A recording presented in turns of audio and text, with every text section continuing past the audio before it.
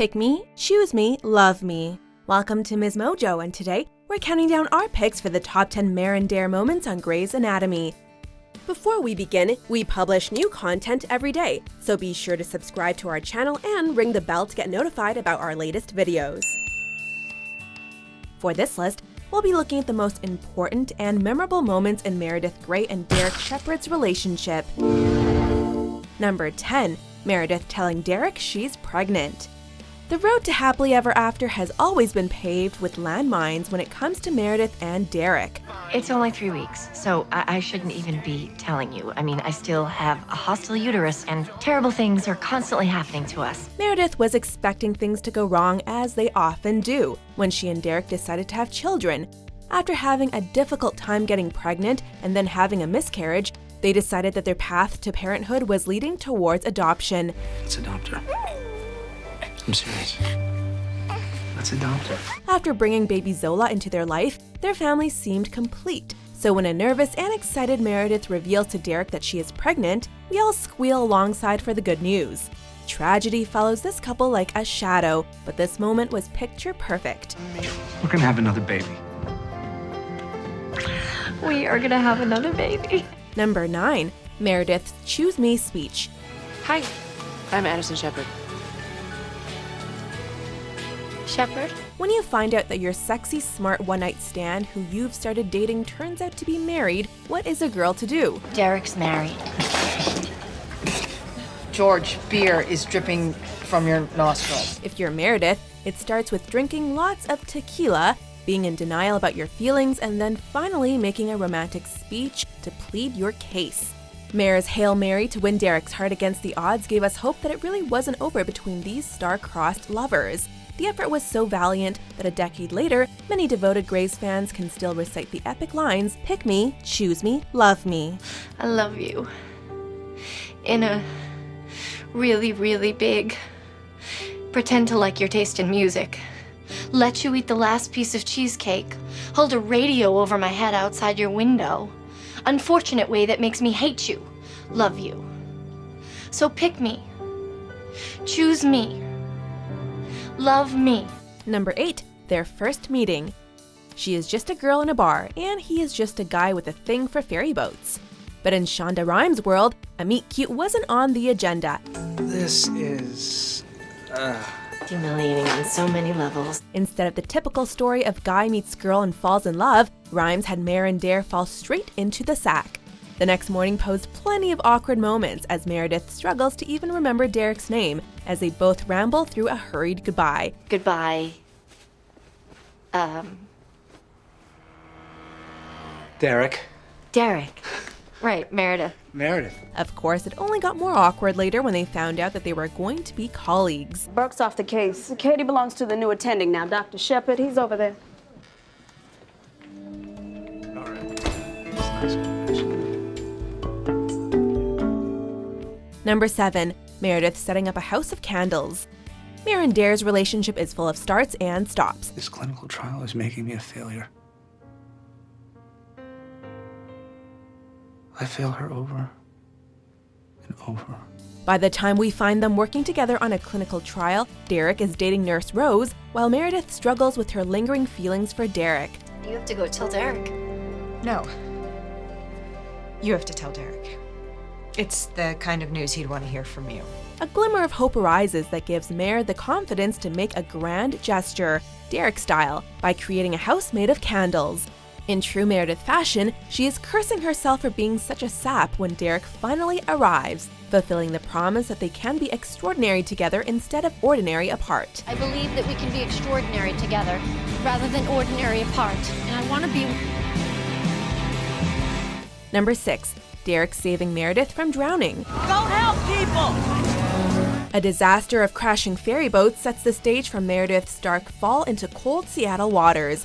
Right before, her rarely lucid mother expresses her disappointment that in her absence, Meredith has turned out to be nothing but ordinary. I raised you to be an extraordinary human being. So imagine my disappointment when I wake up after 5 years and discover that you're no more than ordinary. With this weighing heavy on her mind while treating patients on the edge of the dock, Mer is thrown into the freezing waters. Derek is desperately searching for Meredith, realizing that she has fallen into the sea and needs help despite being a good swimmer. After rescuing her, Derek is visibly devastated as the prospects of Meredith's survival hangs by a thread, making it clear how much he couldn't live without her. You think that she went in the water on purpose? She knows how to swim. She's a good swimmer. Number 5. Derek getting shot. When a vengeful shooter guns down Derek in the hospital, Meredith's whole life shatters before her eyes.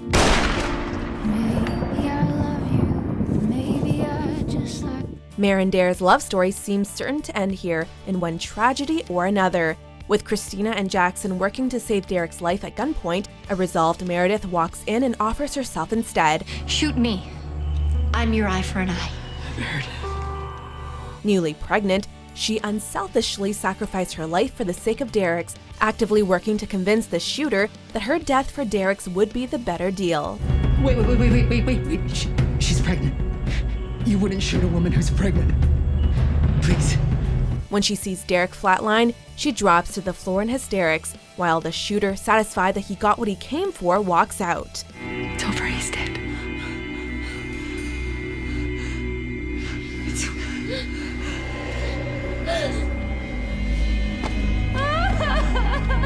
Number 4. Adopting Zola. I'm having a miscarriage.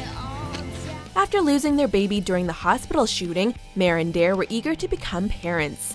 But like many things for this couple, there would be more pain before happiness. My uterus is hostile. We probably can't even have a baby. And even if we could, my brain is probably full of Alzheimer's, so I wouldn't even remember the baby's name.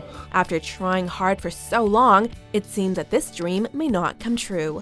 But when Alex brings kids from Africa to perform pro bono surgeries, Derek falls in love with baby Zola. I've held a lot of babies. I've fixed a lot of babies, but I looked down at Zola. I don't know what it was. I just couldn't imagine her being with any other parent or any other family. Charmed by his love for her, Meredith easily connects with Zola and realizes that this is her chance to have a baby. After legalizing their marriage and winning the trust of an adoption counselor, Mer and Der finally get the family they always wanted. Derek? Yes. Is that our baby?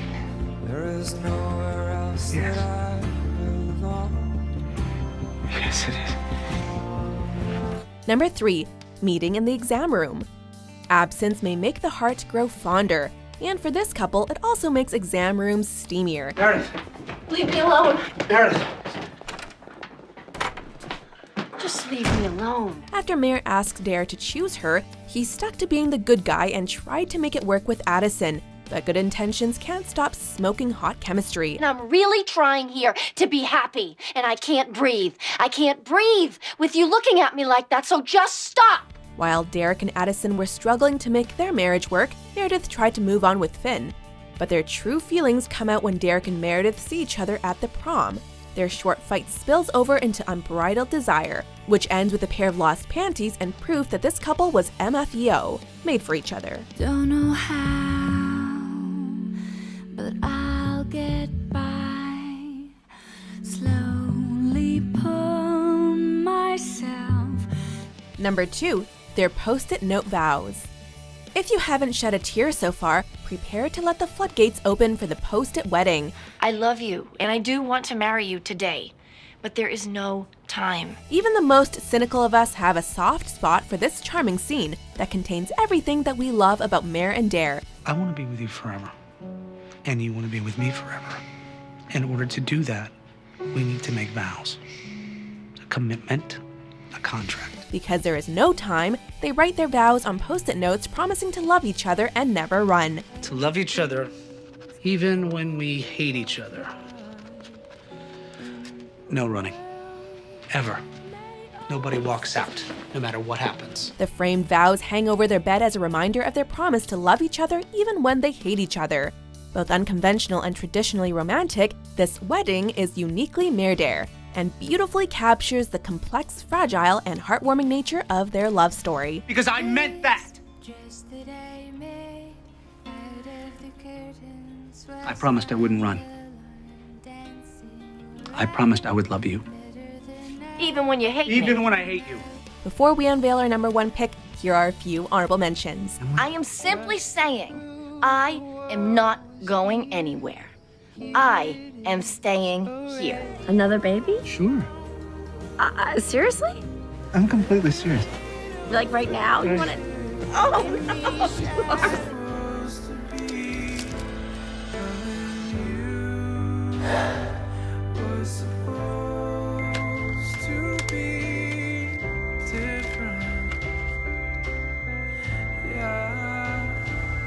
Number 1, Derek's proposal.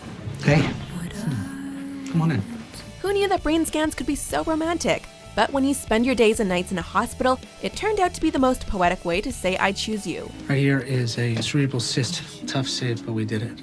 I kissed you in the stairwell after the surgery. Derek uses scans and hospital charts to remind Meredith of the journey of their romance, recalling the cases where he first kissed her and the trials that brought them closer together. You say you're all dark and twisty. It's not a flaw. It's a strength. It makes you who you are. This may be the only proposal that includes words like dark and twisty, and skips the kneeling and the ring. But it has fans wanting to jump up and down just the same for this couple's much-deserved happily ever after. I'm not gonna get down on one knee. I'm not gonna ask a question. I love you, Meredith Gray. And I want to spend the rest of my life with you. And I want to spend the rest of my life with you. Do you agree with our picks? Check out these other great clips from MsMojo and subscribe for new videos every day.